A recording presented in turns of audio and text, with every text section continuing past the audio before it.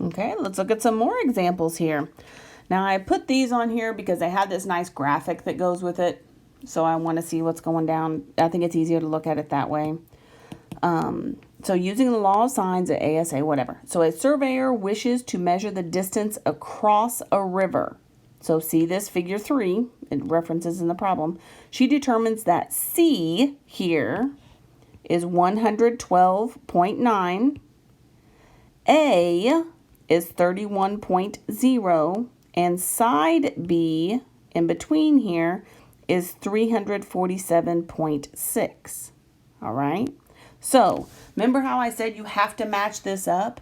Well, what happens whenever you have two angle measurements? How easy is it to find the other one? Yeah, super amazingly easy, right? So this is 180 minus those other two. 112.9 minus 31.1. Then I know that angle B here is now going to equal 36. Yep, when you do that. So I know this is 36 degrees. That's kind of working into my water there. Let's put it out over here. 36 degrees. So if I know that's 36 degrees, I now have a matchup between my angle B and my side B, right? My goal here is to figure out A. So honestly, did we need C for anything other than to help us with getting B? Right? That's it. That's why it's easy to, as long as you have two angles, you can always find that third. And that makes it so easy. All right, so if my goal is to find A, then the side's what I want. So I'm going to put the sides on top. A goes with A.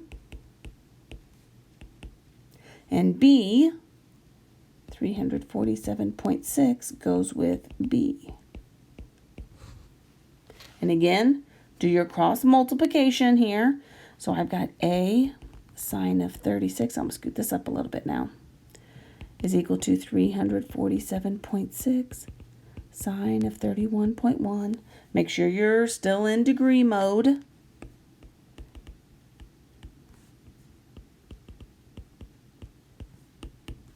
And A is equal to,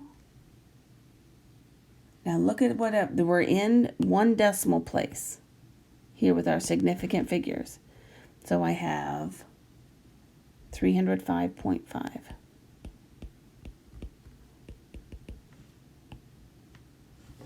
All right. Okay. So not too shabby. When the whole point is match them up. Law of sines is matching up. That's the whole point of this. Okay, look at this one. Oh, I'm going to scoot this up actually a little bit, so we have more room down here to solve. Okay, so using law of sines in an application ASA. Okay, whatever. So two ranger stations are on the east-west line. So this is kind of the stuff we've talked about before. A forest, and 110 miles apart. A forest fire is located on a bearing of north 42 east. So from the north going to the right east is 42. So it's from north to east. This top angle is 42. And a bearing of north 15 east. So still from the north, 15 east is taken up here from this second one, part B. How far is the fire from the western station? Oh man, they do all your work for you. That's Crapsville. So here's the kicker for this one. I know that, I'm going to zoom in on this a little bit here. I know this is a 90-degree angle. I know this is a 90-degree angle, right? So if this whole thing is 90 degrees, it's easy to figure out that this one is 48. If this is 90 degrees and I'm an additional 15, you just add that 15 to the 90 degrees and it's easy to get your 105, right? So these two are nice and easy fixes. If I've got two of the angles, then it's obvious you can easily find that third one, right? Because you've got your 180 minus 48 minus your 105. And that's how you get this C here is equal to that 27.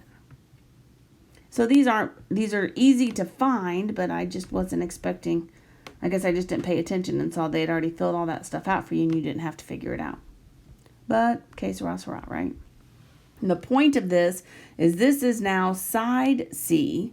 And my question is saying, how far from the western station, so right over here on side B, right, to the nearest mile. So B is what I'm trying to find out that I have. So I need this whole 105-degree angle in order to pull that off. So set up your proportion. What do you know? Well, we know C. I'm trying to find side length.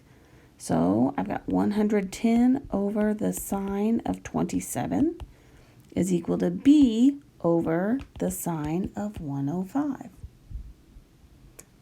Now, we've done this like several times, so you know when you cross multiply, then you're going to have to divide by this one. Are you good with me just saying B is now equal to 110 sine of 105 divided by the sine of 27? Because you see you're going to have to multiply these together. When you multiply these together, you're obviously going to have to divide by that, right? Hopefully that didn't wig you out.